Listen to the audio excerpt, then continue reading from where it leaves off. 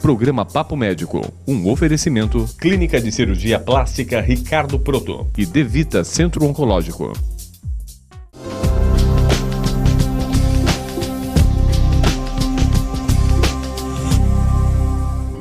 Hoje aqui no Papo Médico teremos a presença da psicóloga Kátia Pedrico, que falará sobre um tema muito importante para todos nós, a anorexia e a bulimia nervosas.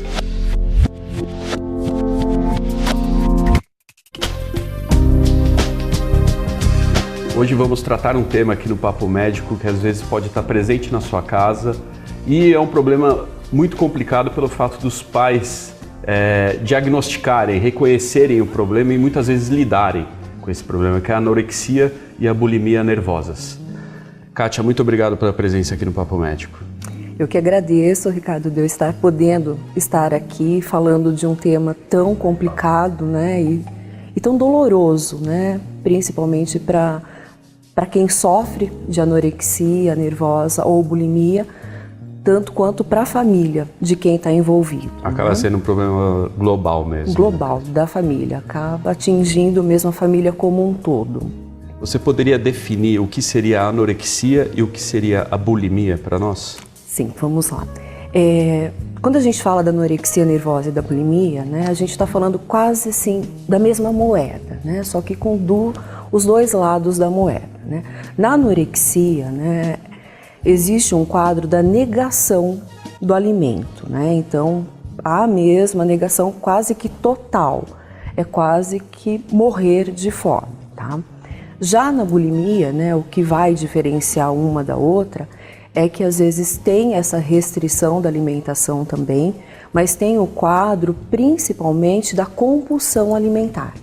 Né? Então, alguns períodos, principalmente no período noturno, há aquela compulsão de se comer muito mesmo e depois induzir o vômito, né? E às vezes está num estágio que nem induzir mais, né? Já acontece de imediato mesmo o vômito. Então, a anorexia é o paciente que não se alimenta, né? Isso. E bulimia às vezes se alimenta compulsivamente, mas depois chega a vomitar o alimento, né?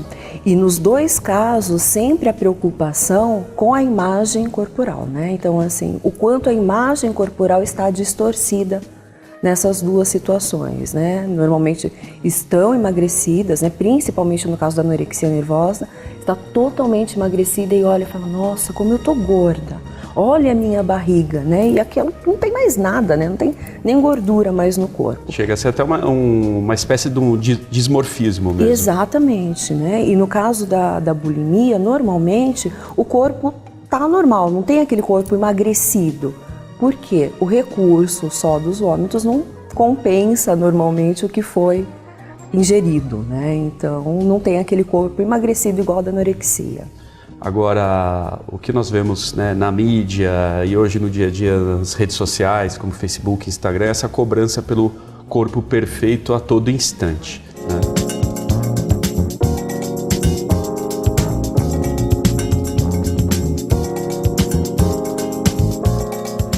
E as pessoas andam, né, com essa moda de dietas, etc., para ver se conseguem atingir o resultado desejado.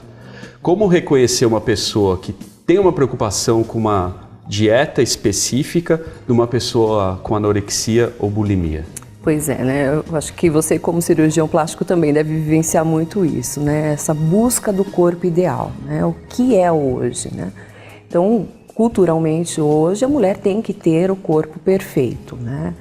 E eu vou até fazer uma ressalva, né? Quando eu falo, né, nas garotas, nas mulheres, né? É uma doença que não atinge só mulheres, né? Também homens, em bem menor, né, incidência do que nas mulheres, mas normalmente mais nas meninas mesmo, tá? Então quando eu falar garotas, vamos lembrar sempre que também tem os homens aí incluídos, tá? A gente tem que ficar muito atenta, né, nesses casos aonde ou uma dieta ou anorexia, né? Porque é muito difícil de ser mesmo, né, percebido. Normalmente, né, o grupo acaba percebendo, acaba sendo até mais comum a percepção do grupo do que da família, inclusive. Porque o que começa a acontecer com essas garotas, né? Elas começam a deixar de frequentar alguns lugares. Vai uma vez, né, E hoje, né, a gente sabe, a nossa cultura está tudo em torno também da alimentação. É uma ambiguidade muito grande, né? Quer um corpo perfeito, mas tudo rola em torno da comida, né? Ai, vamos se reunir para comer alguma coisa, né? Exatamente. Então essas garotas, às vezes elas começam a ir, mas não dão conta de estar com todo mundo, porque um dia fala, ai não, já comi em casa. O outro dia, ai, tô com dor de estômago, não vou comer nada. E depois acaba, né? As desculpas. Então elas acabam se afastando muito desse núcleo das relações, né? Então isso é uma das questões que tem que ficar bastante atento para diferenciar o que é só uma dieta e o que já está fazendo parte, de repente, de um transtorno.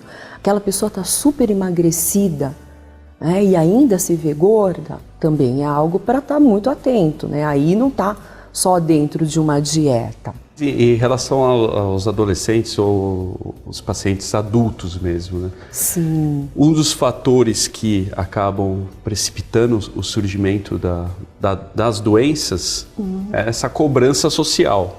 Mas existem outros fatores, e na criança, como que ocorre isso? Sim. Na verdade, né, não é só a questão da dieta. Às vezes a dieta foi ali inicial, o start, né? Mas o que a gente tem que levar em consideração? O tipo de personalidade dessa pessoa, né? De repente tem alguma predisposição genética. Quando você vai levantar o histórico, provavelmente essa criança já teve problemas lá com a amamentação, coisa muito passada mesmo, a gente chama de bem primitivo, né? Da relação mesmo, mãe e filha também é uma questão muito importante que está aí presente. São garotas, né? E crianças, né? No caso também, porque hoje, né? A gente tem casos com 8, 9 anos já, né? E os mais comuns na entrada da adolescência, quando começa aquela transformação do corpo, né? Aquele corpo mais de mulher, né? Com curvas. Então, nesse momento, normalmente, é quando aparece o transtorno alimentar. Como se fosse uma negação, sabe? De se transformar em uma mulher. E um dos fatores, né, que contribui muito, né? É aquela menina muito certinha. Aquela garota que na escola é a melhor, os professores adoram ela. Tira só 10, é 10 que tira. Se vai para dança, é a melhor da dança. Se vai fazer qualquer tipo de trabalho, é a que se sai melhor. Então são pessoas muito exigentes, muito cruel com ela mesma, né? Porque é uma exigência tão grande, e sempre essa ideia de ser a melhor. E daí isso acaba também trazendo uma outra questão para quem sofre do transtorno, porque acaba se perdendo um pouco as relações sociais. Sim. Porque acaba sendo aquela pessoa mais arrogante, às vezes mesmo, que tem essa necessidade de se destacar. Então vai acontecendo esse isolamento, né? Ela tem muita dificuldade de lidar com a diferença do outro.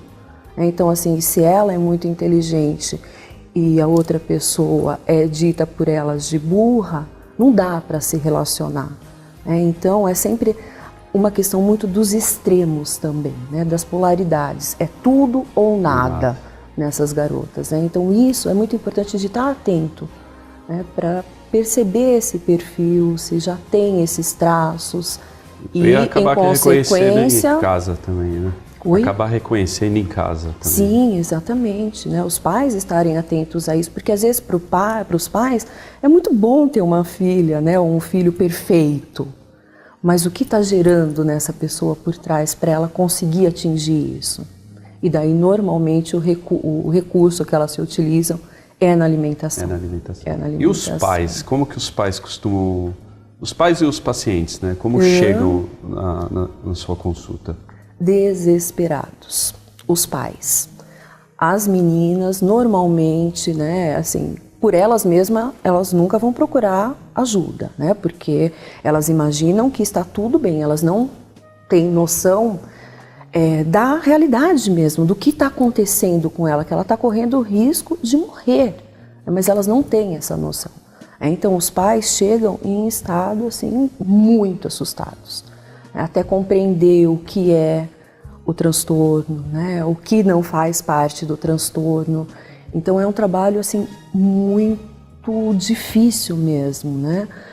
que você tem que incluir esses pais no tratamento, não tem como, né? Acaba sendo um tratamento familiar, né? Totalmente familiar, Ricardo. Assim, tem que tratar a paciente, mas também acolher esses pais. Porque principalmente com o processo terapêutico e depois com a melhora também, essas meninas elas vão se transformando um pouco, né, na boa menina, para de repente um adolescente comum, aquele que briga, aquele que xinga. E até isso a gente tem que trabalhar junto aos pais, para eles estarem de uma forma assim mais tranquilos, de estarem percebendo esse processo de transformação. Agora, voltando como chegam as meninas, né, normalmente elas chegam assim muito apáticas ao tratamento, né, é muito difícil, são pacientes que a gente chama de difícil acesso, né, não é aquela paciente que chega falando, né, que dá para a gente trocar, que dá para pensar junto, não, pelo contrário. Elas chegam vazias, né? Então assim, a gente chama, né, que é uma doença do vazio, e tanto que o corpo anuncia aquele vazio que elas estão mesmo, né? Então, pouco elas têm para trazer para a consulta, apesar de serem normalmente pessoas muito criativas, muito inteligentes, mas emocionalmente a questão está muito prejudicada. E já falamos do diagnóstico, tratamento, como se dá, o tempo, né? Se as pessoas cobram muito hoje, né? O tempo, quanto tempo eu vou ter um resultado? Isso, né? Então, é uma resposta que eu costumo dizer, não tenho. E eles se decepcionam muito quando escutam isso, porque é verdade, né? O desespero é tão grande, quando, né, que vai resolver isso? Vai ficar crônico? Não vai, né? Tem toda essa dúvida mesmo, né? Mas a gente não tem uma resposta, né? Então, como que é feito normalmente o tratamento, né? Nos casos mais simples, a gente faz com uma equipe multidisciplinar, né? O que é importante? Quais profissionais normalmente estão envolvidos nesse processo? Nutricionista, não tem como a gente trabalhar sem a nutricionista. Psiquiatra, né? Porque eu esqueci de reforçar isso, a anorexia nervosa e a bulimia nervosa trata-se de um transtorno psiquiátrico. Então precisa do acompanhamento psiquiátrico em todo esse processo. Então, a nutricionista, muitas vezes o psiquiatra, precisa entrar com uma medicação, sim, associar uma medicação à terapia. Na maioria dos casos, porque normalmente também não está só o transtorno, tem outras doenças ali associadas, né? Então, uma depressão, um toque. Kátia, muito obrigado pela presença aqui no Papo Médico. Eu que agradeço, né? E muito obrigado e espero poder ter esclarecido algo. Como sempre observamos que a melhor conduta para poupar os problemas desde a origem é o bom relacionamento familiar. Até a próxima.